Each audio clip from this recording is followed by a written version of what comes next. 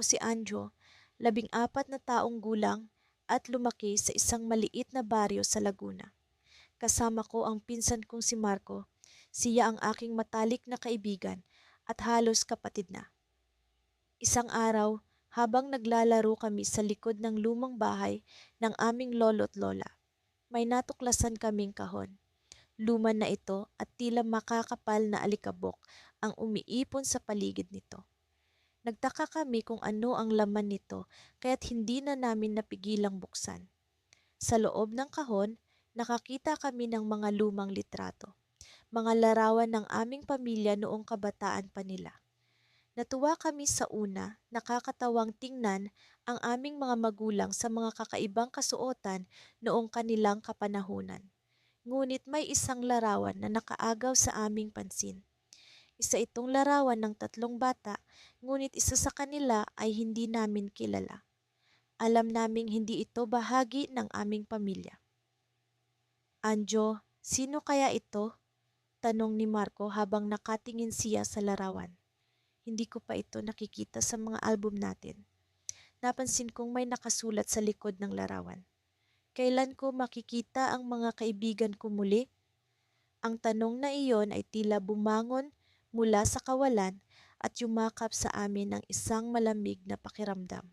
May mga pangalan ding nakasulat, Elena, Gab at Raul. Si Elena ay ang aming ina, si Gab ay ang aming tiyuhin. Ngunit sino si Raul? Hindi namin maalala na may Raul sa pamilya. Habang patuloy naming tinititigan ang larawan, may kung anong kaba ang bumalot sa akin. Alam ko sa aking puso na may malaking bagay na nagkukubli sa likod ng larawang ito. Marco, sa tingin mo, dapat ba nating itanong ito kay Mama? Ang tanong ko habang pilit iniintindi ang mga nakasulat. Ngunit bago pa man kami makasagot, biglang bumukas ang pintuan ng lumang bahay. Si Lola ang lumabas at ang kanyang ekspresyon ay nagbago mula sa pagkamangha patungo sa takot nang makita ang larawan sa aming mga kamay. Saan niyo nakuha yan? Tanong ni Lola, nanginginig ang boses. Sa likod po ng bahay sa isang kahon, sagot ni Marco. Agad-agad na kinuha ni Lola ang larawan mula sa amin at sinarili ito. Walang sino man ang dapat makaalam nito. Ang kanyang boses ay puno ng pangamba. Nagtataka kaming dalawa sa naging reaksyon ni Lola. Bakit siya natakot ng ganoon? Ano nga bang mayroon sa larawang iyon? Ngunit bago pa man namin siya matanong, biglang may sumigaw mula sa labas ng bahay.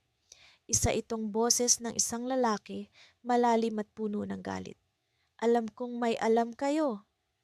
Ang sigaw nito habang ang ingay ng mga yabag ay papalapit ng papalapit. Kilala ko ang boses na iyon.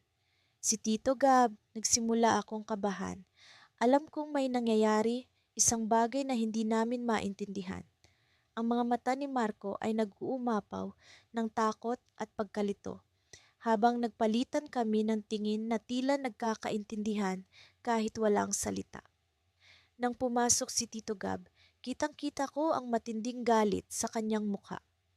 Bakit niyo hinahanap ang mga bagay na hindi niyo dapat pakialaman? Ang kanyang tono ay puno ng banta.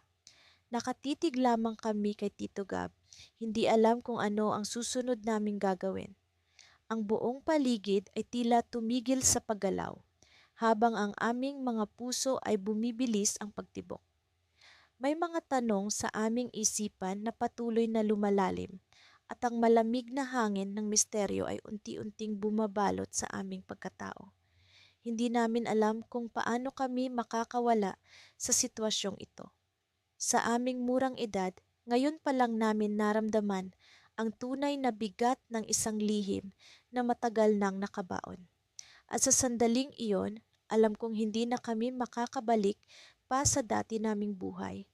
Hindi ko maalis sa isipan ang larawang natagpuan namin ni Elena mula sa lumang kahon sa itaas ng aparador ng aming lola.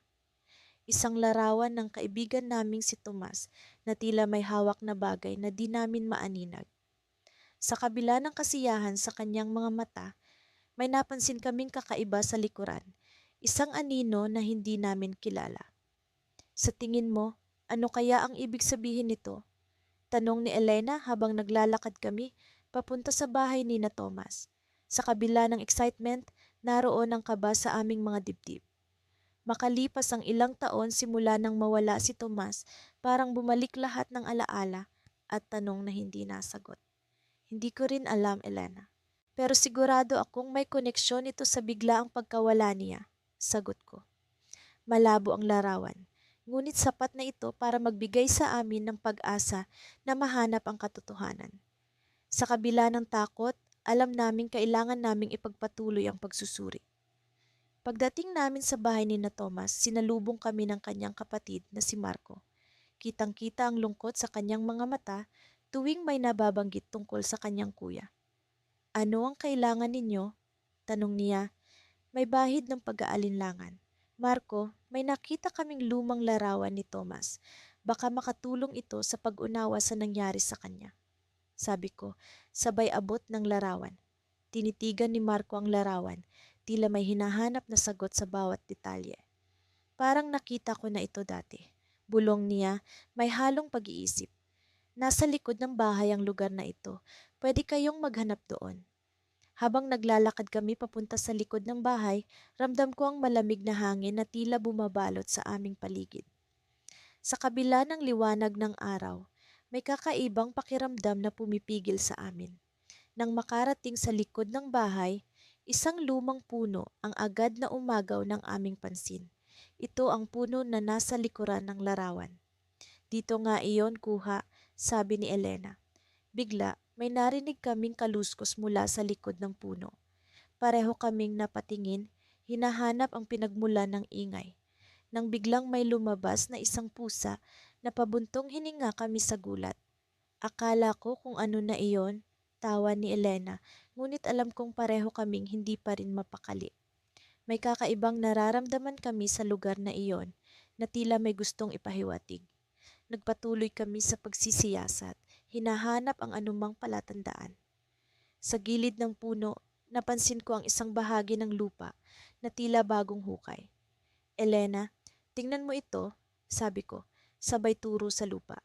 Lumuhod kami at sinimulan naming halukayin ang lupa. Sa ilalim ng lupa may isang lumang kahon na gawa sa kahoy. Nagkatinginan kami ni Elena, parehong nagtataka kung ano ang laman nito. Nang buksan namin ang kahon, bumungad sa amin ang isang lumang diary na pagmamay-ari ni Tomas. Dyaryo ito ni Tomas, bulalas ni Elena, puno ng excitement at halong kaba. Baka dito natin makuha ang sagot. Binasa namin ang mga pahina at doon namin natuklasan ang mga huling araw ni Tomas. May mga talasiya tungkol sa isang taong sumusunod sa kanya, isang anino na hindi niya mawari.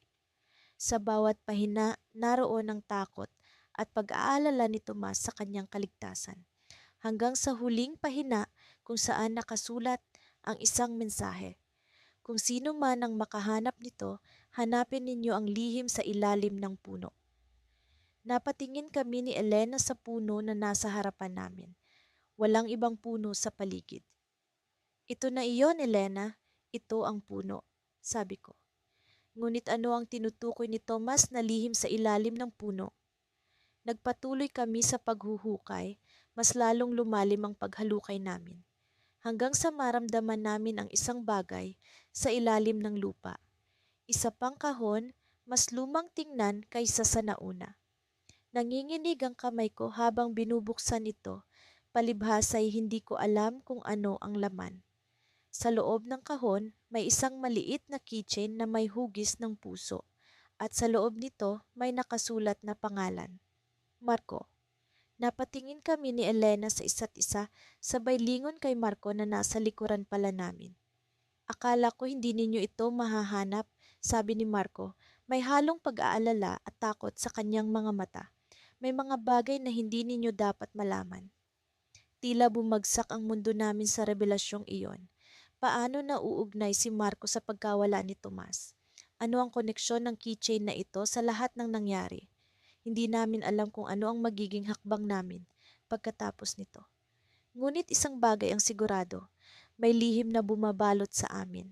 At kahit gaano pa ito kadilim, Alam naming kailangan naming malaman ang katotohanan.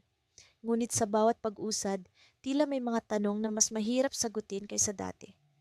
Mabilis ang tibok ng puso ko habang binabagtas namin ni Miguel ang makikitid na eskinita patungo sa lumang bahay ng pamilya ni Lolo Pedro.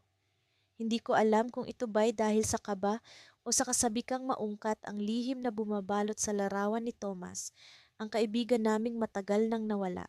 Sa bawat hakbang namin ramdam ko ang pagkapit ni Miguel sa braso ko, isang senyales na pareho kaming kinakabahan sa kung ano ang aming matutuklasan. Sigurado ka bang ito ang tamang daan?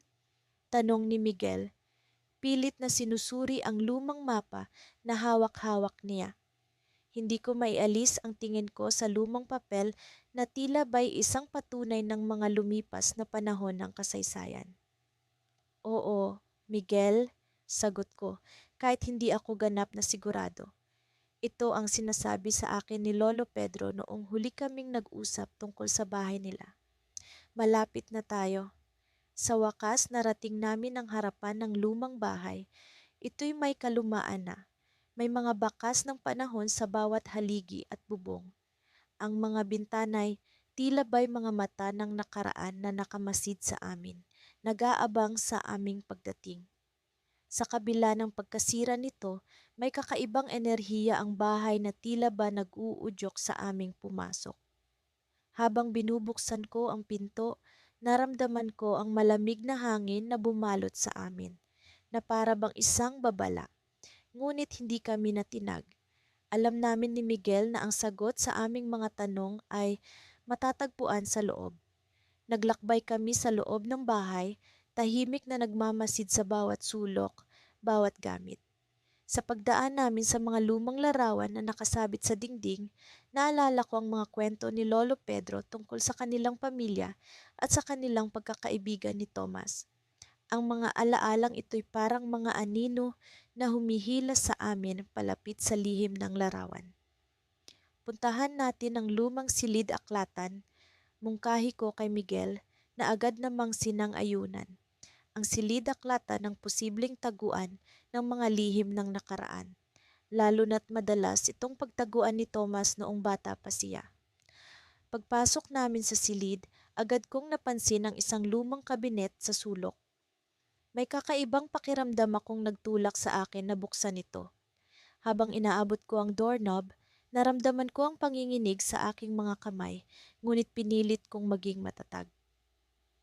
Sa loob ng kabinet, nakita namin ang mga lumang libro at papel na tila ba'y matagal nang nakalimutan. Ngunit ang higit na pumukaw sa aming atensyon ay ang isang kahon na may kalumaan na, yari sa kahoy, na may nakaukit na mga simbolo. Walang pag-aalinlangan, binuksan namin ito. Sa loob ng kahon, naroon ang larawan ni Thomas, ngunit may isa pang bagay na nagpagulo sa amin. Isang lumang diary na may nakaitim na tinta. Habang binubuklat ko ang mga pahina, naramdaman ko ang bigat ng mga salitang nakasulat dito.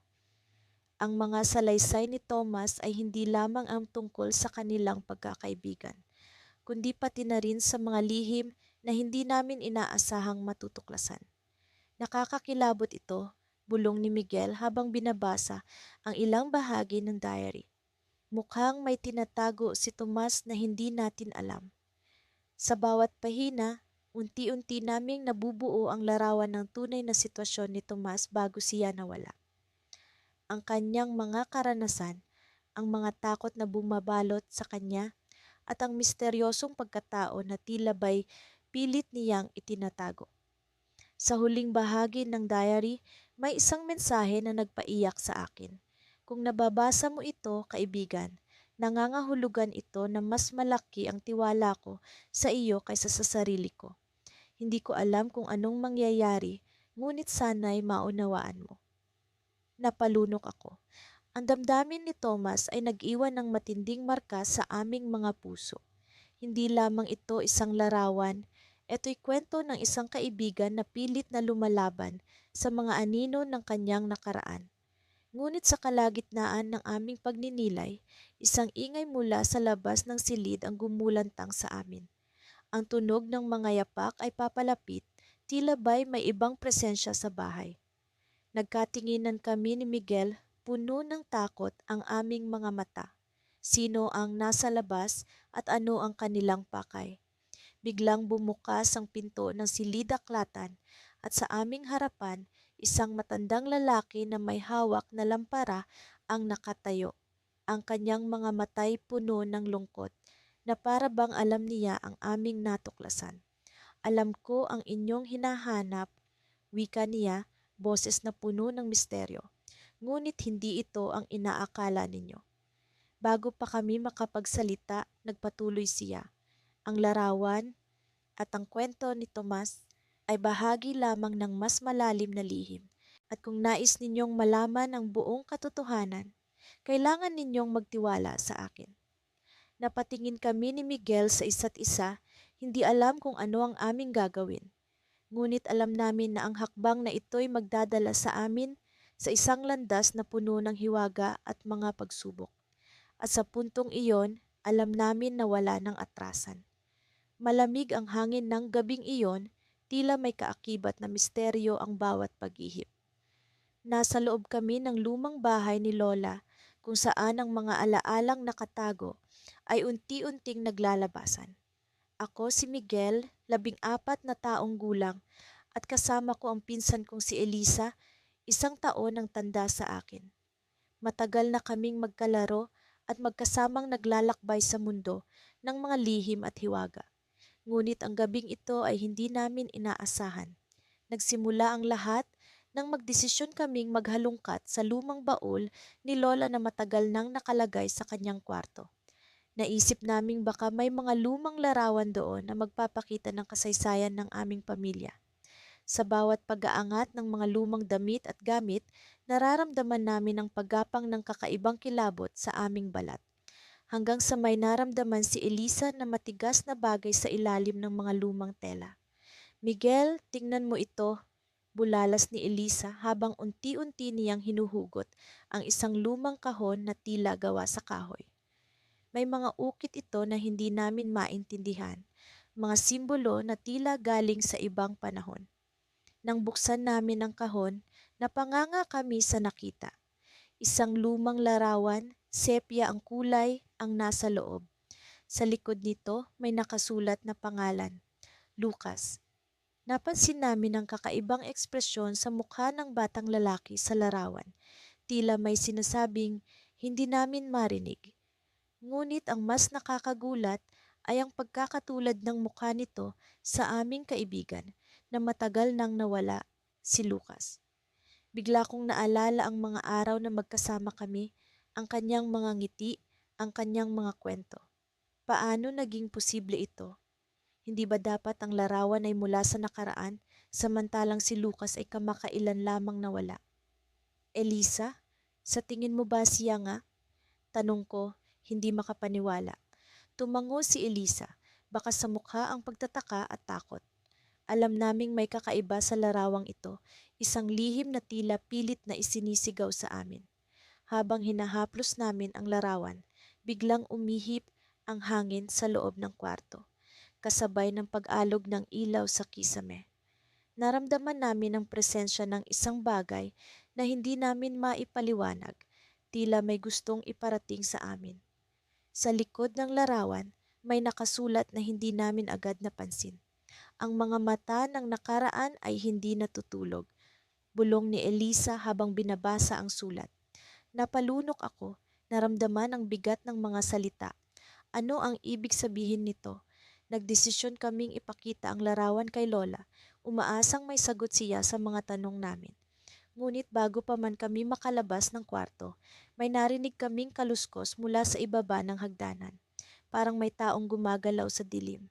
Hinawakan ko ang kamay ni Elisa. Pareho kaming kinakabayan ngunit determinado. Dahan-dahan kaming bumaba, ang mga hakbang namin ay maingat at tahimik. Sa bawat hakbang, nararamdaman ko ang pagdagundong ng aking puso, ang kilabot na naglalakbay sa aking katawan. Pagdating sa sala, nasilip namin ang isang anino sa gilid ng pader. Lola? Tanong ko, umaasang siya ang naroon. Walang sumagot. Sa halip narinig namin ang isang pamilyar na boses, isang boses na hindi namin inaasahan. Miguel, Elisa, bakit kayo narito? Tanong ng boses, puno ng kalungkutan at misteryo. Ang anino ay unti-unting lumapit at sa liwanag ng buwan nakita namin ang mukha ng taong matagal na naming hinahanap, si Lucas. Halos hindi kami makapagsalita sa gulat. Paano ito nangyari? Paano siya narito?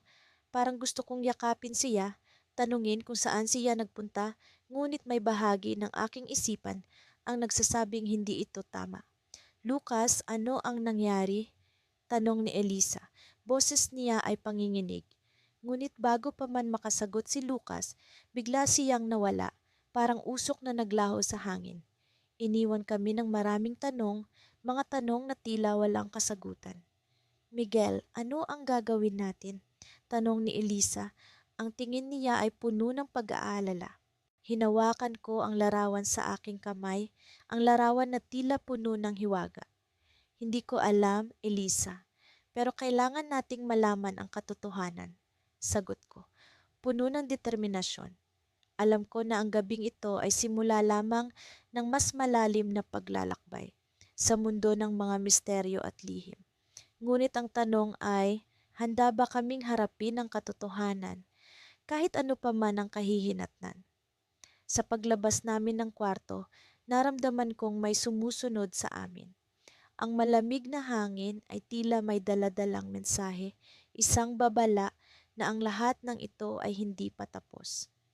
Ang larawan ni Lucas ay nasa aking kamay, ngunit ang tunay na misteryo ay nasa aming harapan at hindi namin alam kung ano ang susunod na mangyayari.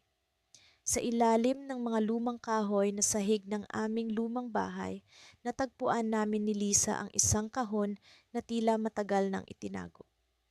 Sa pag-aakalang maaaring ito'y bahagi ng lumang kasaysayan ng aming pamilya, nagpasya kaming buksan ito.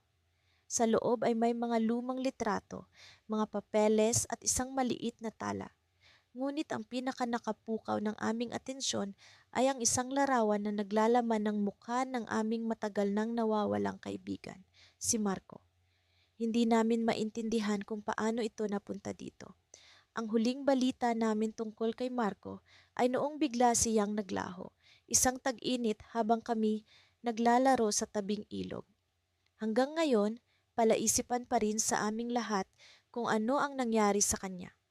Ang kanyang pagkawala ay nag-iwan ng malalim na lungkot sa aming pagkabata, kaya't ang muling paglitaw ng kanyang larawan ay tila isang pag-asang maaaring may nalalaman ang aming pamilya na hindi nila isinisiwalat.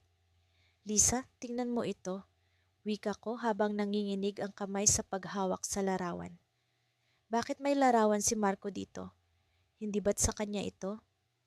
Sang-ayon ako, kuya, sagot ni Lisa habang sinisiyasat ang likod ng larawan. Teka, may nakasulat dito.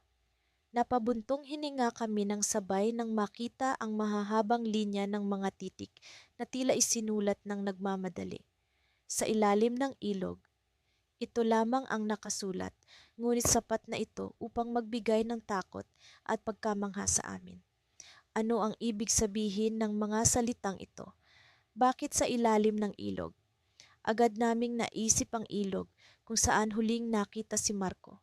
Sa kabila ng takot, nagpasya kaming hanapin ang sagot sa mga tanong na bumabagabag sa amin. Bago pa man kami umalis, kinuha namin ang larawan at ang tala mula sa kahon at isinuksok ang mga ito sa aming bulsa bilang gabay sa aming susunod na hakbang. Habang kami naglalakad patungo sa ilog, sinikap kong alalahanin ang huling araw na nakasama namin si Marco. Ang kanyang mga ngiti, ang tawa, ang masayang kwentuhan, lahat ng ito'y biglang bumalik sa aking alaala. Ngunit ang tanong kung ano ang nangyari sa kanya ay patuloy na bumabalot sa aking isipan.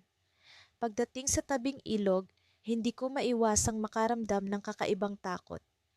Ang malamlam na sikat ng araw ay tila nagdaragdag ng misteryo sa paligid. Ano kaya ang ibig sabihin ng sa ilalim ng ilog? Tanong ni Lisa habang nakatitig sa tubig na tila walang kibo. Wala akong ideya, Lisa. Pero kailangan nating malaman. Sagot ko, pilit na pinatatatag ang loob ko. Subukan nating maghanap. Nagpasya kaming susuri ng gilid ng ilog. Umaasa kaming may makikita kaming kakaiba. Pagkalipas ng ilang minuto ng paglalakad, napansin namin ang isang bagay na tila nag-aanyaya sa amin sa ilalim ng tubig. Isang bahagi ng ilog na tila may kakaibang kinang. Lumangoy tayo, kuya, sabi ni Lisa na hindi na makapaghintay pa. Kahit pa kinakabahan, sumang-ayon ako. Nagpalit kami ng damit at dahan-dahang lumusong sa malamig na tubig, ang puso'y nagtatatalon sa kaba. Habang sumisisid kami sa ilalim, bigla kong napansin ang isang kahon na natatakpan ng putik at mga lumang dahon. Nagbigay senyas ako kay Lisa at sabay namin itong nilapitan. Sa aming pag-ahon, dali-dali naming binuksan ang kahon. Sa loob nito'y may mga lumang sulat at isa pang larawan ni Marco, ngunit sa pagkakataong ito ay may kasama siyang isang taong hindi namin kilala. Paano ito nangyari? Sino siya? Tanong ni Lisa, puno ng pagtataka sa kanyang mga mata. Bakit nasa ilalim ng ilog ang kahon na ito? Biglang nagkaroon kami ng kakaibang pakiramdam na parang may nagmamasid sa amin. Hindi namin maiwasang maghanap ng mga palatandaan sa paligid at sa likod ng isa sa mga puno, may isang anino na mabilis na naglaho nang kami magtangkang lumapit. Walang salitang lumabas sa aming bibig habang nagmamadali kaming bumalik sa pampang. Ang hangin ay tila bumibigat at ang paligid ay naging mas misteryoso. Sa aking isipan, ang mga tanong ay patuloy na bumabalik. Sino yung nasa larawan? Ano ang kinalaman niya kay Marco? At sino ang aninong iyon? Habang naglalakad kami pa uwi, isang bagay ang malinaw. Ang lihim na larawan na aming natagpuan ay nagdala sa amin sa isang masalimuot na kwento na higit pa sa inaakala namin. Hindi namin alam kung ano ang susunod na mangyayari, ngunit isang bagay ang sigurado, hindi pa ito ang katapusan. Sa halip, ito ang simula ng isang bagong kabanata sa aming buhay, isang kabanatang puno ng misteryo at mga tanong na nag-aabang ng kasagutan. Simula nang matagpuan namin ni Carla ang lumang kahon na naglalaman ng mga alaala ni Miguel, ang matagal nang nawawala naming kaibigan, hindi na kami mapakali. Patuloy naming iniisip kung paano nawala si Miguel at kung ano ang ibig sabihin ng mga larawan at sulat na natagpuan namin. Ito ang nagtulak sa amin para hanapin pa ang mga nawawalang piraso ng palaisipan. Isang araw, habang naglilibot kami sa lumang bahay ng lola namin, naisipan kong bumalik sa lumang silid-aklatan sa likod ng bahay. Sa kabila ng makapal na alikabok at amoy ng lumang papel, may kakaibang hatak ang silid na iyon. Palaging sinasabi ng lola na may mga lihim ang silid-aklatan na hindi pa natutuklasan ng kahit na sino. Sa likod ng mga lumang libro at sirang estante, naroon ang mga bagay na tila naghihintay lamang na muling madiskubre. May pakiramdam ako na dito natin makikita ang susunod na pahiwatig. Bulong ko kay Carla habang binubuksan ang pinto ng silid-aklatan. Pumasok kami, ang mga mata namin ay sabik sa anumang bahid ng misteryo. Sa isang sulok ng silid, napansin ko ang isang lumang libro na nakatupi sa gilid ng estante. Parang kakaiba ito kumpara sa ibang mga libro. Ang pabalat nito ay yari sa katad at may nakaukit na mga simbolo na hindi ko mawari. Kinuha ko ito at habang binubuklat, may isang maliit na papel na nahulog mula sa loob. Ano kaya ito? Tanong ni Carla habang pinulot ang papel. Sa aming pagkagulat, isang larawan ni Miguel noong siya ay bata pa ang nakadikit sa papel. Sa likod ng larawan may nakasulat na mensahe. Sa likod ng liwanag, matatagpuan ang daan. Nagtatanong ang isip ko, ano ang ibig sabihin ng mensahe? Ang liwanag na binabanggit ay tila isang pahiwatig, ngunit saan ito magdadala sa amin? Ano sa tingin mo ang liwanag na tinutukoy dito? Tanong ko kay Carla, umaasa sa kanyang likas na talino pagdating sa mga palaisipan. Maaaring may kinalaman ito sa mga lumang lampara na nasa silid-aklatan. Sagot ni Carla, sabay turo sa mga nakasabit na lumang lampara sa kisame. Lumapit kami sa isa sa mga lampara, ang pinakamalapit sa pinto. Nang igalaw ko ito, naramdaman ko ang kakaibang paggalaw ng kisame. Parang may bahagi itong bumukas, isang lihim na pintuan. Hindi ako makapaniwala sa aming nadiskubre. May daan nga sa likod ng liwanag, bulalas ni Carla habang tinitingnan ang maliit na hagdanan pababa sa madilim na espasyo. Nag-aalangan man, pinasok namin ang madilim na lagusan. Ang ingay ng bawat hakbang namin ay tila nag-echo sa masikip na daan. Ang hagdanan ay nagdala sa amin sa isang maliit na silid na puno ng mga lumang kagamitan at kasangkapan. Sa gitna ng silid, may isang mesa na natatakpan ng alikabok at sa ibabaw nito may isang lumang diary. Nagkatinginan kami ni Carla, alam na naming ito ang susunod na piraso ng palaisipan. Binuksan ko ang diary, ang unang pahina ay puno ng mga detalye tungkol sa mga araw ni Miguel bago siya nawala. Habang binabasa namin ang mga pahina, tila unti-unting nabubuo ang kwento ng kanyang pagkawala. Ngunit sa huling pahina, may isang nakakatakot na mensahe. Hindi lahat ng nawawala ay dapat matagpuan. Napapitlag kami sa aming nabasa. Ano ang ibig sabihin nito?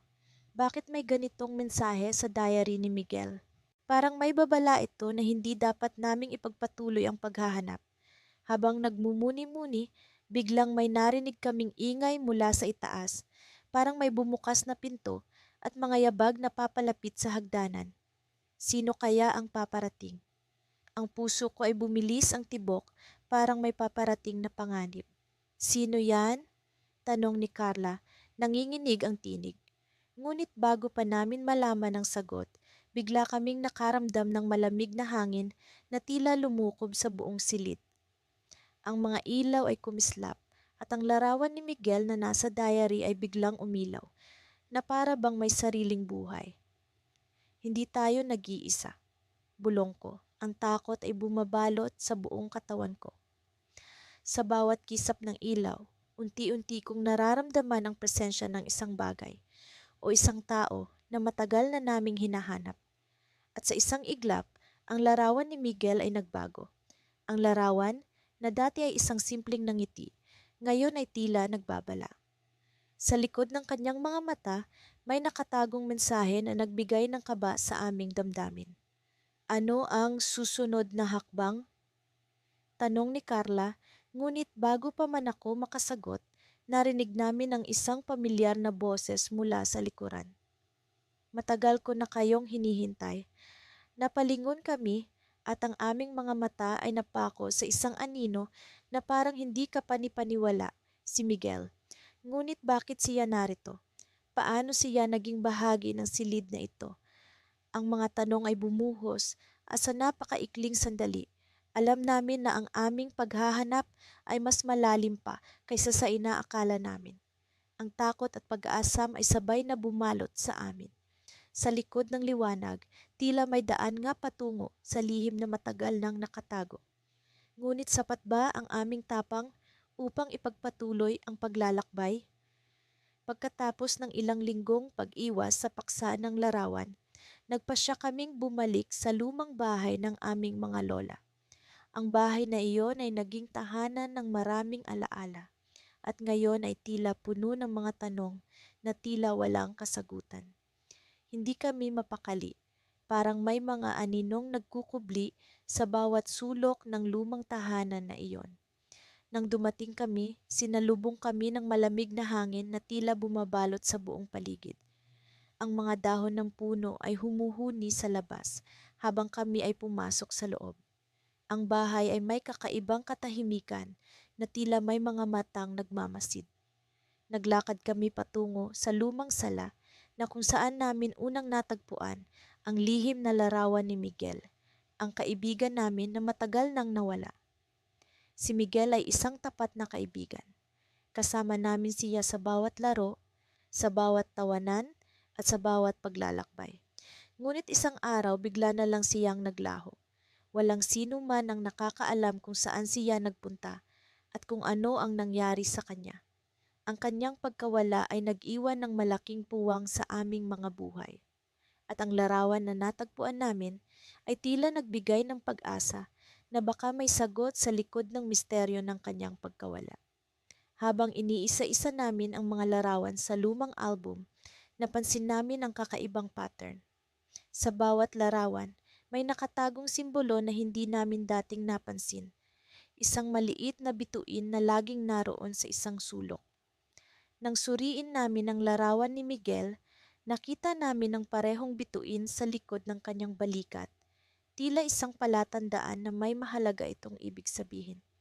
Parang may gustong ipahiwatig si Miguel, sabi ni Ana, ang pinsan kong palaging alerto sa mga detalye. Sabay kaming nagdesisyon na hanapin ang kahulugan ng bituin. Sinimulan naming busisiin ang bawat sulok ng lumang bahay, hanggang sa narating namin ang maliit na silid sa itaas na palaging nakalak. Dahil sa tagal na walang nagbubukas, kinakalawang na ang seradura nito. Pero sa aming pagtataka, nang subukan naming buksan, bumigay ito at bumukas ng kusa. Sa loob ng silid, ang liwanag ng buwan ay tumatago sa bintana, nagpapakita ng mga lumang gamit na tila iniwan na ng panahon. Sa gitna ng silid, may isang lumang mesa na puno ng alikabok. Sa ibabaw ng mesa ay may isang kahon na tila may alikabok ng dekada. Dahan-dahan naming itong binuksan at doon namin natagpuan ang isang lumang journal. Habang binabasa namin ang mga pahina, napagtanto namin na ang journal ay pag-aari ni Miguel. Nakasaad doon ang kanyang mga plano, ang mga misteryosong lugar na gusto niyang puntahan, at ang mga lihim na hindi niya kailanman ibinahagi sa amin. Ngunit ang huling pahina ang nagbigay ng pinakamalaking sorpresa, isang mapa. Ang mapa ay may marka ng mga bituin, parehong simbolo na nakita namin sa mga larawan. Nakasaad ang mga direksyon patungo sa isang lugar na hindi namin inaasahan. Sa gilid ng pahina, may nakasulat na mensahe, "Kapag nakita ninyo ito, sundan ninyo ang mga bituin. May mga sagot na naghihintay sa inyo." Nang gabing iyon, napagdesisyunan naming sundan ang mga direksyon sa mapa. Sa kabila ng dilim ng gabi, tila may kakaibang liwanag ang naggagabay sa amin. Habang ang hangin ay patuloy na humuhuni, nararamdaman namin na hindi kami nag-iisa, na may kasama kami sa paglalakbay na ito. Ang mga bituin sa kalangitan ay tila nagsisilbing gabay, at ang mga alaalang naiwan ni Miguel ay nagsisilbing inspirasyon. Ngunit sa aming paglalakbay, biglang tumigil si Ana at itinuro ang isang bagay sa malayo. Sa gitna ng kadiliman, may isang liwanag na tila nanggagaling sa lupa. Sa aming paglapit, natuklasan namin ang isang lumang bahay na matagal na palang nakatago sa likod ng makakapal na mga puno. Isang lihim na lugar na hindi namin inaasahan. Habang papalapit kami, biglang bumukas ang pinto ng bahay ng walang ingay. Ang liwanag mula sa loob ay nag-uumapaw at doon namin nakita ang isang silweta ng isang tao na nakatayo, nakatingin sa amin. Ang aming mga puso ay tumigil sa takot at pagtataka. Ngunit ang pinakanakakagulat, ang silweta ay may hawak na larawan. Larawan ni Miguel na mukhang masaya at buhay. Parang may gusto siyang iparating sa atin, bulong ni Ana, habang ang aming mga mata ay nakatuon sa hindi inaasahang tanawin. At sa sandaling iyon, sa gitna ng katahimikan ng gabi, naramdaman namin na ang misteryo ay simula pa lamang. Ang mga lihim ni Miguel ay unti-unting lumulutang at kami ay handang tuklasin ang lahat ng ito kahit ano pa ang mangyari. Nasa gitna kami ng masisinang paghahanap sa lumang bahay ng lola nang biglang may narinig kaming kaluskos mula sa likuran. Agad kaming napatingin ni Marco, ang pinsan kong palaging kasama sa mga ganitong paglalakbay. Hindi alintana ang malamlam na liwanag ng hapon. Patuloy kaming nag-usisa sa paligid. Mula sa isang kalansay na istante, natagpuan namin ang isang lumang kahon na tila matagal nang hindi nagagalaw. "Marco, tingnan mo ito," bulong ko habang maingat kong binubuksan ang takip ng kahon. Sa loob nito ay ang mga lumang larawan ng aming kaibigan na si Lila. Matagal na siyang nawala at sa kabila ng mga pagsisikap ng lahat, hindi na siya muling natagpuan. Ang bawat larawan ay punong-puno ng mga alaala ng aming masayang kabataan, ngunit isa ang agad namang nakapukaw sa aming pansin. Isang litrato na hindi namin kailanman nakita noon. Sa litrato, si Lila ay nakatayo sa harap ng isang kakaibang pintuan na tila nasa loob ng isang kuweba. Mayroon itong simbolo na hindi namin maipaliwanag. Ano kaya ito, Kyle? Tanong ni Marco habang sinisiyasat ang likod ng larawan. Naroon ang isang sulat kamay na mensahe. Ang lihim ay nasa loob ng puso ng bundok. Bundok? Aling bundok? Tanong ko, na ang pag-iisip ay tila tumatakbo sa libu-libong direksyon. Ang huling alam namin, si Lila ay paborito ang maglakbay sa bundok na malapit sa bahay ng lola. Ngunit hindi namin kailanman narinig ang tungkol sa anumang kuweba roon. Napansin ni Marco ang isang tila lumang mapa sa ilalim ng mga larawan. Ito ay may mga guhit at marka na tila naglalaman ng ruta patungo sa isang lugar. Tila ito ang daan papunta sa kuweba, sabi ni Marco habang masusing pinag-aaralan ng mapa. Ang misteryo ng pagkawala ni Lila ay tila may sagot na sa wakas. Nagdesisyon kaming sundan ang ruta sa mapa. Habang kami naglalakad, ang paligid ay unti-unting nagiging mas makulimlim at ang hangin ay tila may daladalang kakaibang lamig. Sa kabila ng takot, hinding-hindi namin ititigil ang paghahanap sa kasagutan sa misteryo ni Lila. Habang papalapit kami sa lugar na ipinapakita sa mapa, ang paligid ay tila nagbago. Ang mga puno ay mas siksik at ang daan ay mas mapanganib. Kyle, sigurado ka bang ito ang tamang daan? Tanong ni Marco, ngunit hindi ko siya masagot. Ang paligid ay may kakaibang pakiramdam na hindi maikakaila. Sa wakas, narating namin ang bunganga ng kuweba na tila kapareho ng nasa larawan. Ito na iyon, bulong ni Marco. Ang boses ay puno ng kaba at pag-asam. Agad kaming pumasok, ang mga flashlight ay ang tanging liwanag na gumagabay sa amin sa loob ng madilim na kuweba. Sa loob, ang mga pader ay punong-puno ng mga sinaunang simbolo na hindi namin maipaliwanag. Ang bawat hakbang ay tila may dalang mabigat na misteryo at ang kaba sa aming mga dibdib ay lumalalim sa bawat hakbang namin papasok. Bigla, narinig namin ang tunog ng tubig na dumadaloy. Sa dulo ng kuweba, isang maliit na talon ang bumubuhos sa isang maliit na lawa. Sa gilid nito, may isang malaking bato na tila may nakaukit na mga salita. Ito na ang puso ng bundok, sabi ko.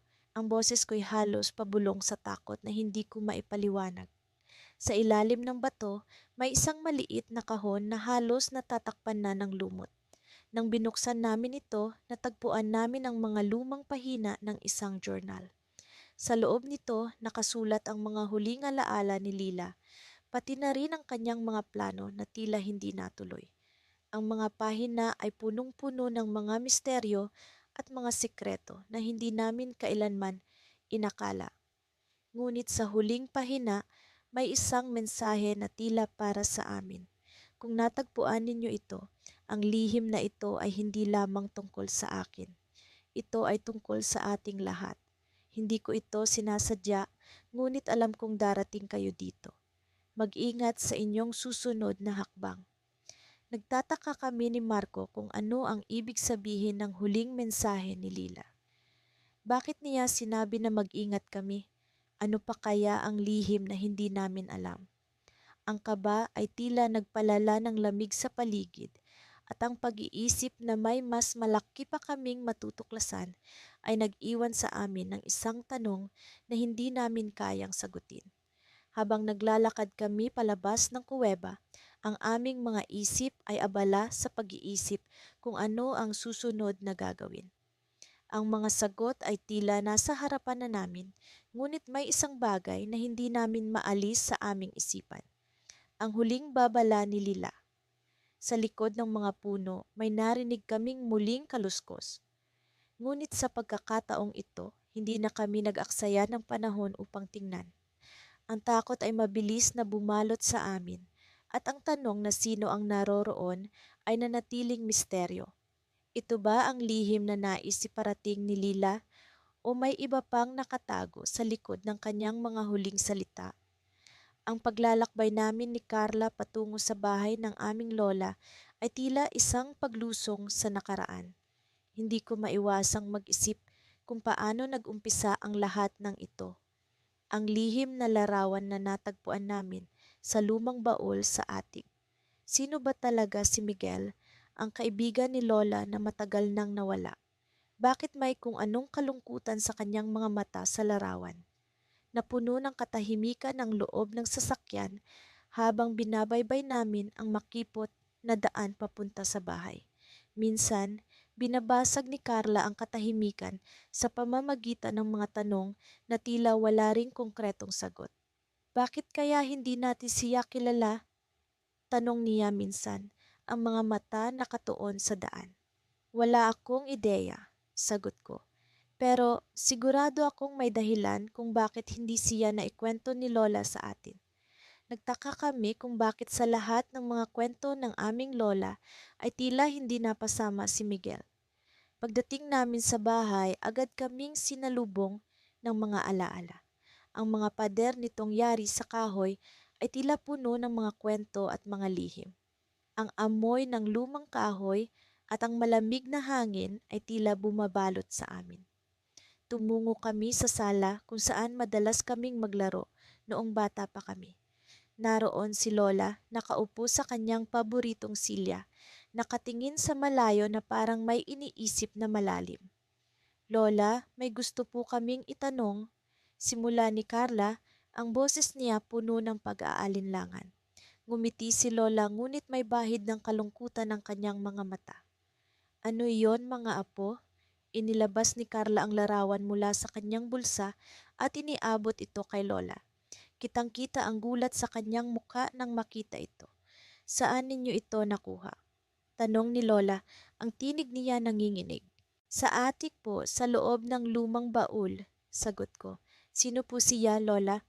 Tahimik na tinitigan ni Lola ang larawan at parang binabalikan ang mga alaala na matagal nang nakabaon. Si Miguel, simula niya, ay matalik kong kaibigan noong bata pa ako, pero may nangyari. Isang bagay na hindi ko kailanman maipaliwanag. Kami ni Carla ay nagkatinginan, kapwa naguguluhan sa sinabi ni Lola. Ano pong nangyari kay Miguel? Tanong ko, puno ng pag-aalala. Isang malalim na buntong hininga ang pinawala ni Lola bago nagpatuloy. Isang araw, bigla na lang siyang nawala. Walang paalam, walang bakas. Hinanap namin siya pero para siyang bula, naglaho na parang hindi nag-iwan ng kahit anong bakas. Bumigat ang atmosfera sa loob ng sala. May kung anong misteryo na bumabalot sa aming paligid. Pero bakit po siya nandito sa larawan kasama ninyo? Tanong ni Carla.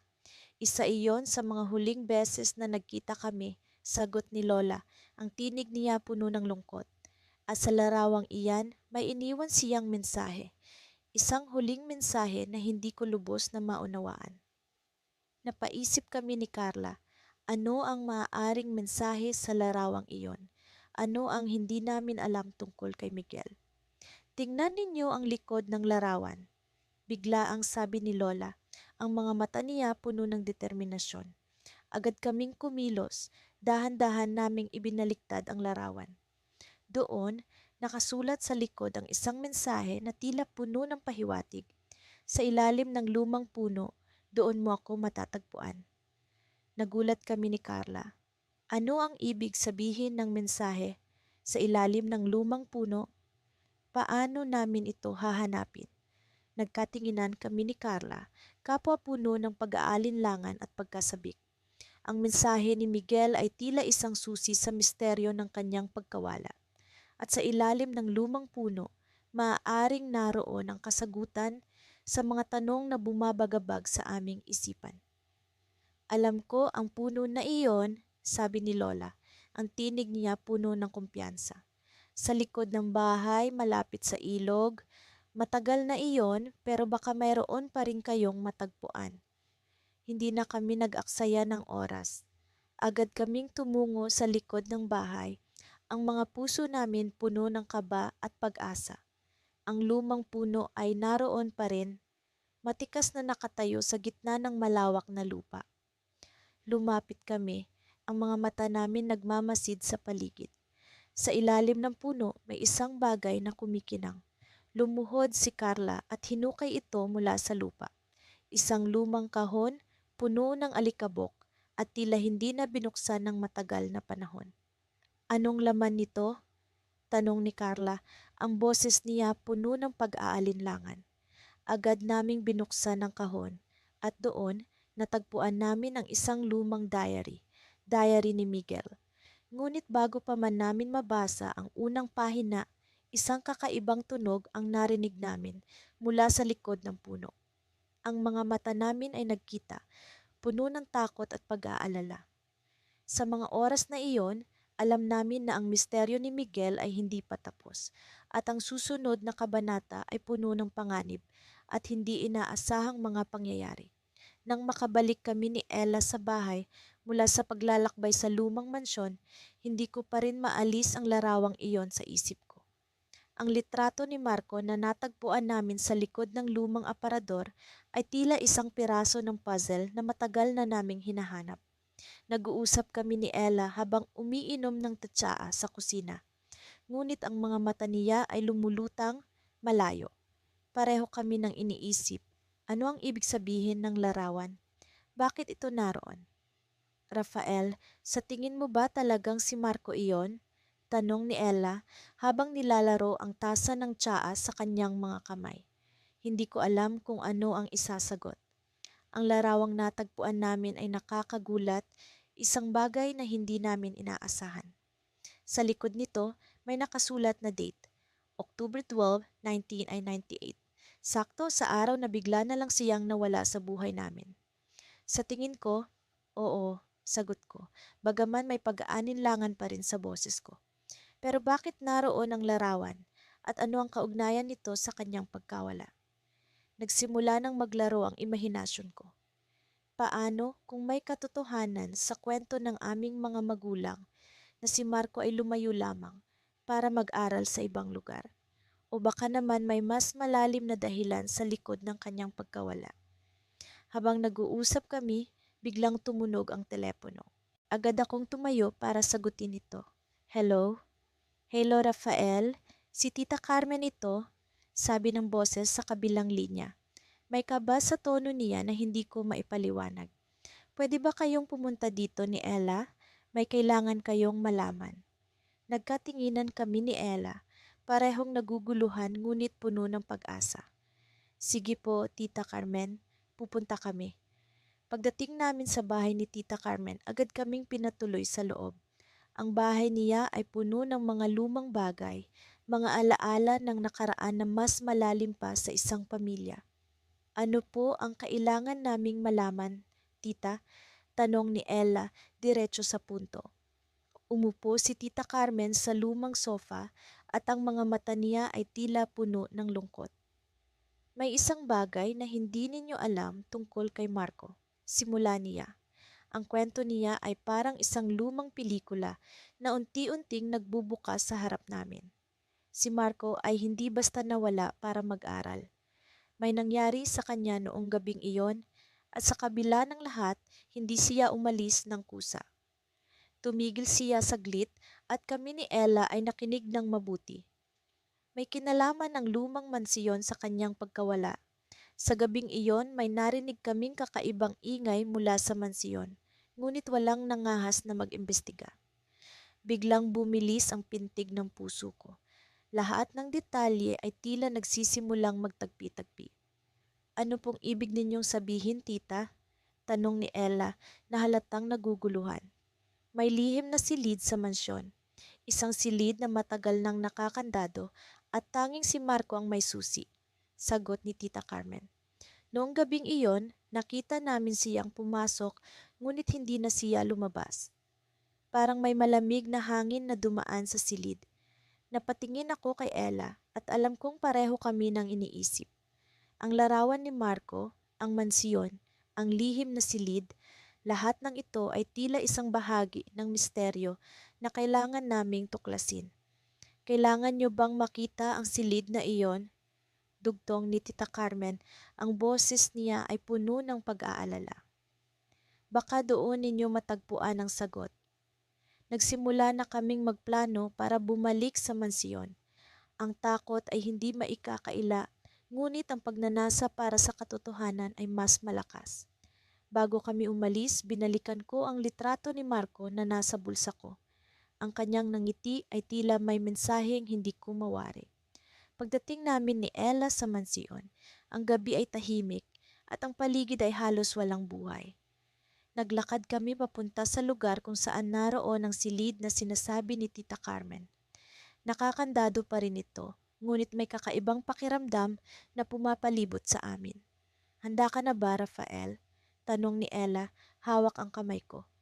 Tumango ako at sabay naming binuksan ang pintuan gamit ang susi na iniwan ni Marco sa kanyang larawan. Ang pintuan ay bumukas ng dahan-dahan at sa likod nito ay isang silid na puno ng mga lumang bagay. Mga larawang luma, mga kasangkapan na tila hindi na ginagamit. Ngunit ang pinakamalaking sorpresa ay ang natagpuan namin sa gitna ng silid. Isang luma, alikabok na piano at sa ibabaw nito ay isang liham na naka-address sa amin. Ang liham ay tila bagong-bago at ang tinta ay halatang sariwa pa. Sa gilid ng liham may nakasulat, para sa susunod na kabanata ng ating kuwento. Napatingin kami ni Ella sa isa't isa. Parehong alam na ang liham na iyon ay ang susi sa susunod na bahagi ng misteryo. Ngunit ano ang ibig sabihin nito? Sino ang nag-iwan ng liham at ano ang kaugnayan nito kay Marco? Sa likod ng lahat ng tanong, alam naming mayroon pang hindi nalalaman. Ang kwento ay hindi pa tapos at ang paglalakbay namin ay nagsisimula pa lamang.